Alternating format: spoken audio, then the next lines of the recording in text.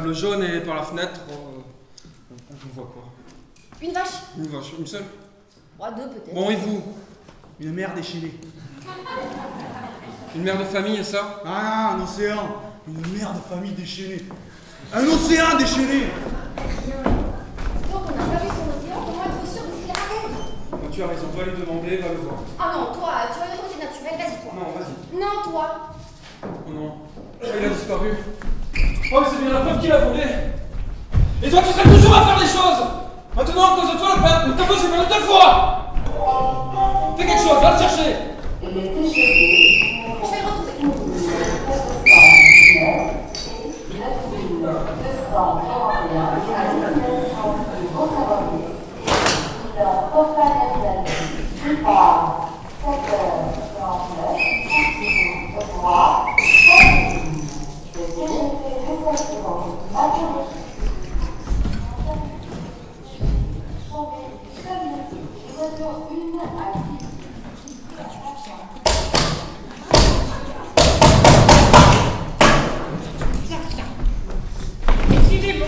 Excusez-moi, j'aime bien un peu de Oui.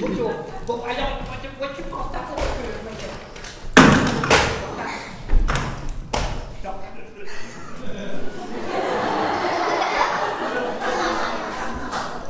Votre train ne part que dans 1 heure. Ah, c'est bien. Et c'est quel déjà, hein? C'est trop tôt, monsieur. Quelle voiture? C'est marqué la 12. Ah, et quel numéro de place? 36. Ah bon, c'est bien. Et il part à quelle heure déjà mon train? Dans 1 heure. Oui, enfin, dans une heure c'est facile ça, hein, c'est-à-dire 12 heures quoi? 12h45. Ah, c'est bien. Oui. Il faut passer? C'est déjà fait. Bah, c'est bien.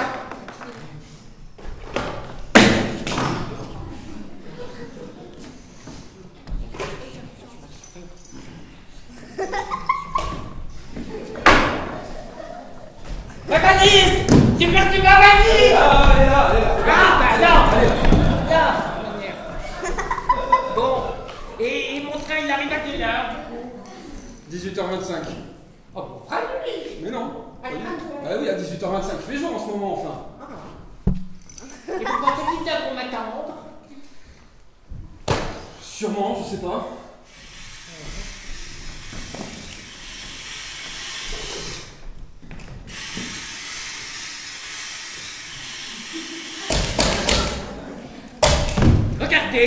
Regardez, mais venez là! Oh! Regardez là! Tac, là! C'est pas mon train là à 12h45? Oui.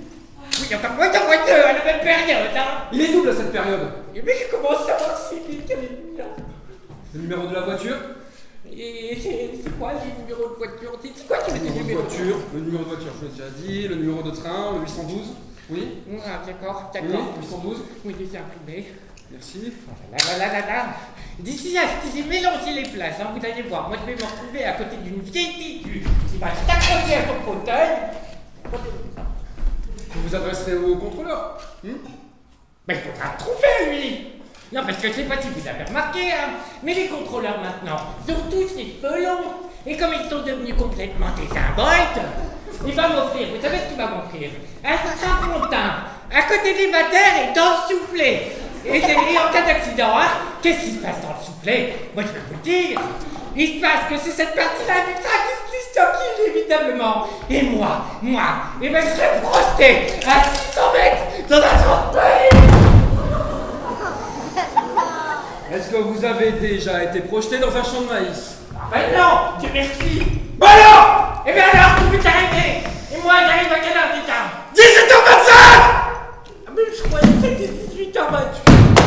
Alors c'est pas du tout la même chose. Les TGV numéro 6419 et 9241 à destination de Bon-Saint-Maurice et Milan Porta Garibaldi, départ 7h49, Qu'est-ce que tu fais là? Devine. Tu pars? Ça peut se dire comme ça. Et tu vas où? À Bruges. Comment un Bruges? C'est quoi cette ville? Elle se place où cette ville? En haut. Et pourquoi tu irais dans cette ville? C'est quoi cette nouveauté? Tu te lèves, tout à coup, sans prévenir, et tu vas à Bruges. À Bruges, en plein hiver, en plein mois de décembre, quand tout le monde cherche à rester à la maison bien au chaud. Toi, tu vas à Bruges dans le Nord. Mais pourquoi tu irais dans cette ville? Hein? Réponds, pourquoi tu irais dans cette ville? Parce que c'est Bruges. Mais elle est folle. Elle répond comme une folle, elle répond complètement à l'envers. Qui va à Bruges, hein? Moi. J'ai jamais entendu dire que Bruges c'était une ville pour nous. Ah, mais pas pour nous, pour moi. Je la connais cette ville, moi, c'est la ville des tulipes. Mais des tulipes, il y en a des charrentiers ici, il y en a même chez le fleuriste. T'avais qu'à m'en demander, je t'en aurais acheté. Ben, il fallait m'en acheter hier. Hier? C'était quoi hier? Une date.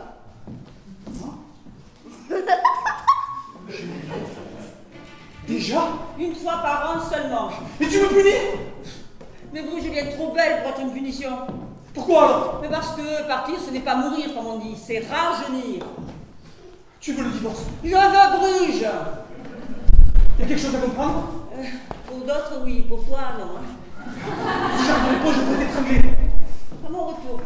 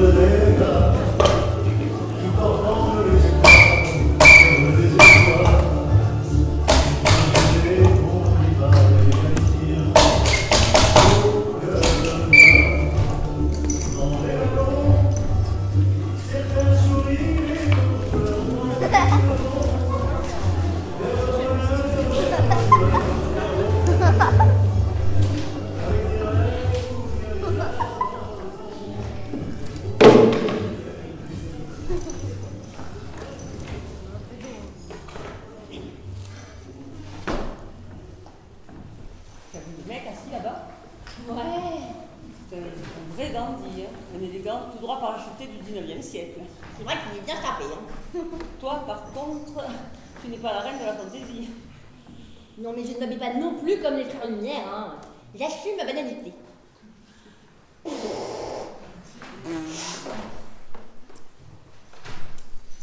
Dis, tu crois que si on nous tape dans le dos, il y a de la poussière qui vole? Tu es con, tu voilà un homme propre sur lui, super smart, qui change d'apparence 10 fois par jour, enfin. Quoi, il y a de la recherche, hein, quand même. Mais toi, tu te rends compte le moyen de descendre. Ma parole, dans 10 ans, tu n'es pas encore maclé.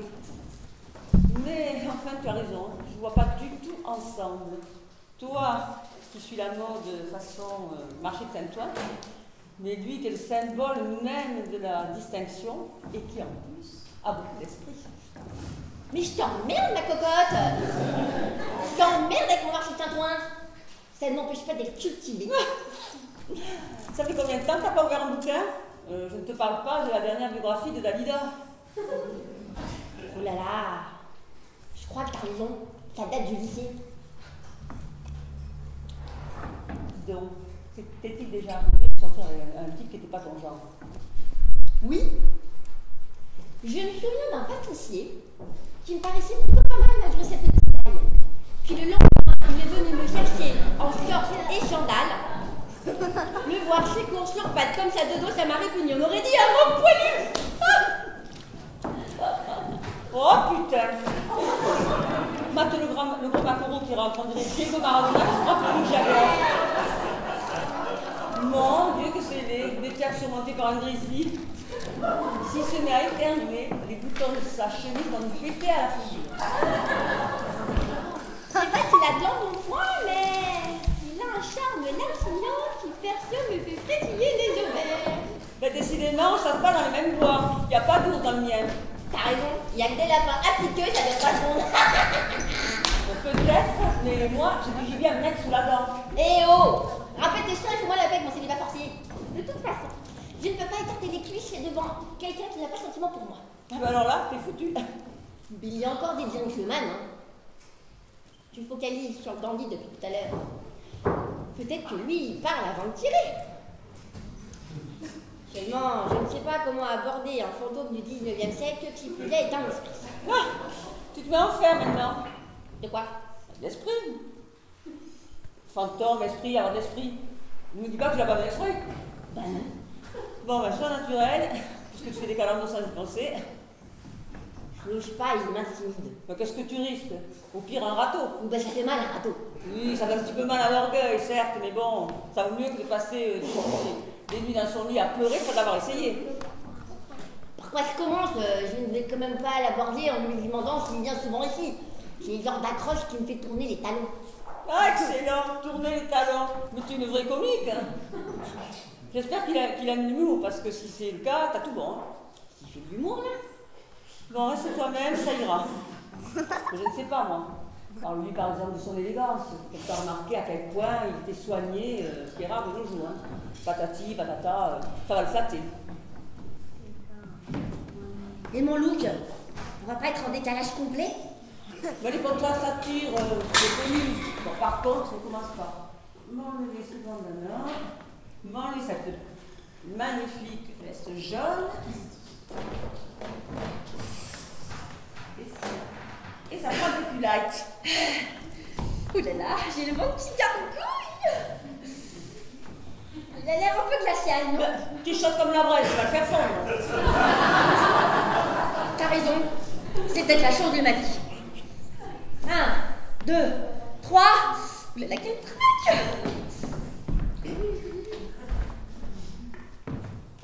Bonjour monsieur. Pardonnez-moi de vous déranger, mais j'ai remarqué à quel point vous tenez votre élégance et c'est rarissime de nos jours. Pardon, j'ai marché sur le râteau toute seule, je suis nulle. Je vous laisse tranquille manger votre pomme. Mais restez, je vous en prie. Je n'ai pas compris grand-chose à votre bref discours, mais je vous trouve charmante. Est-ce que vous avez fait courageux? Vous trouvez? Absolument, absolument. Vous savez, de nos jours, les gens sont un peu comme des Doberman. Dès qu'on s'approche un peu trop près de leur assiette, ils se mettent à grogner. Observez autour de vous. Personne ne se parle, et pourtant, tout le monde se regarde en chien de faïence. C'est vrai ce que vous dites. Et pas un ne remue amicalement de la queue. Vous avez du mal. Mais je ne le fais pas exprès. Vous me rassurez. C'est comme dans le métro. Il règne un silence de mort. Les uns sont plongés dans leur journal, les autres étudient leurs chaussures. Tout le monde évite soigneusement le regard de l'autre. Et si tout le monde se regardait attentivement, ce serait différent. En fait, tous ces regards plongés les uns dans les autres, dans un parfait silence, ce serait assez spécial. Remarquez, je ne prends pas le métro, je suis claustrophobe. Ah. Je ne prends pas non plus ni le bus, ni le tramway, car je suis aussi agoraphobe. Vous n'êtes pas homophobe, j'espère. Ah non, pas du tout. J'ai l'esprit très ouvert, vous savez. Eh bien, tant mieux, mon petit. J'ai été vraiment ravi de discuter avec vous.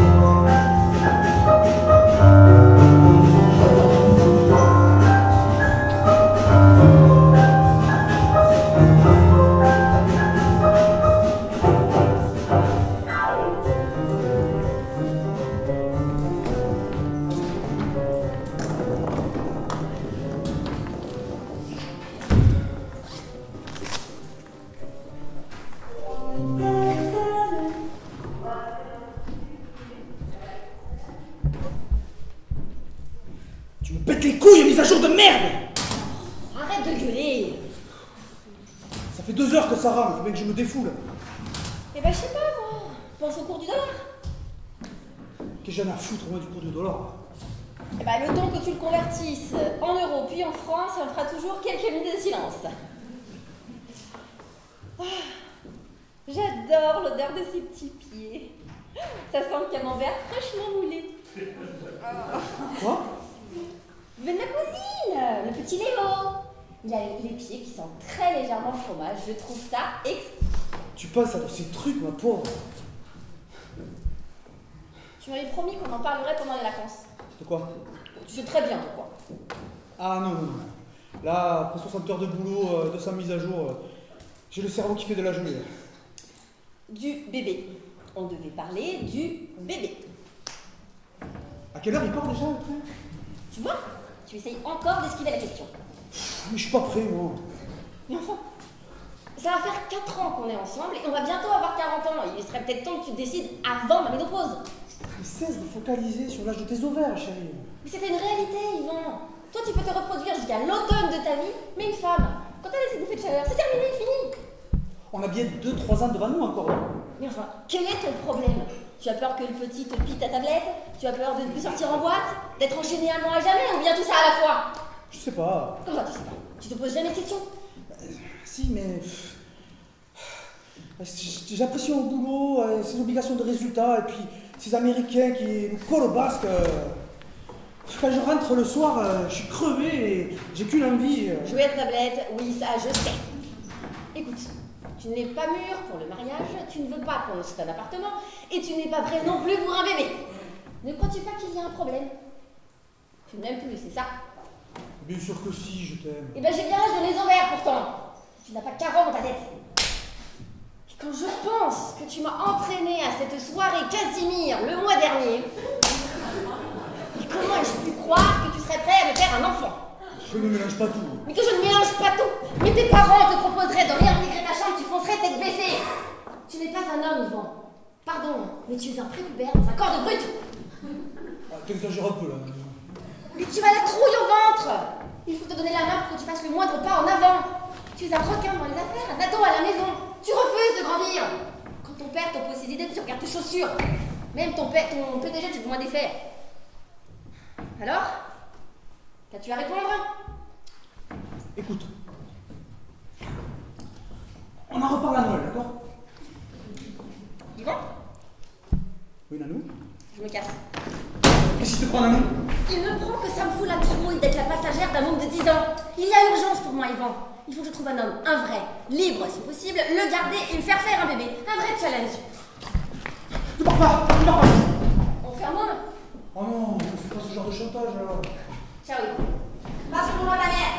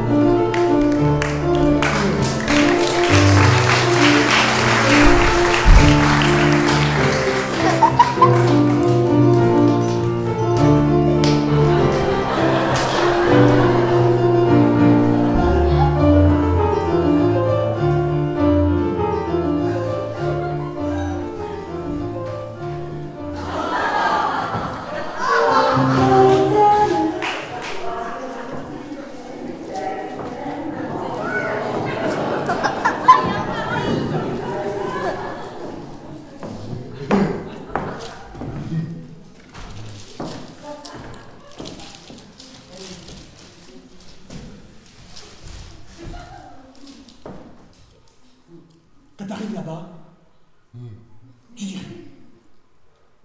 rien. Non, rien. Tu dis bonjour. C'est normal, mais tu dis rien.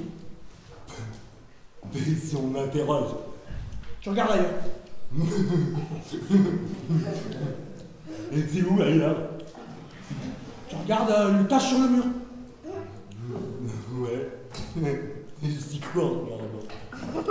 Tu dis tiens, j'avais pas remarqué cette tache sur le mur. Et les autres, ça les déroute.